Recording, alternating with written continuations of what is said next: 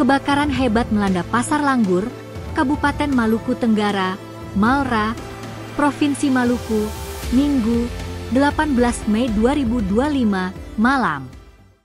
Kapolres Malra AKBP Frans Duma mengatakan, kejadian itu bermula pukul 21.30 WIB. Menurutnya, kebakaran terjadi di lapak milik pedagang setempat, Mustafa dan Sodikin. Api berhasil dipadamkan pada pukul 22.20 WIB.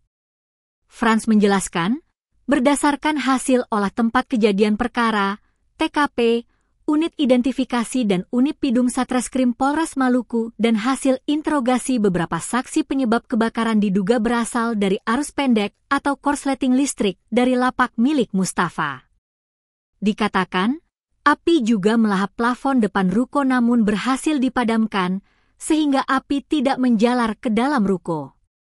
Untuk itu, Polres Malra mengimbau kepada masyarakat agar mematikan aliran listrik pada peralatan elektronik.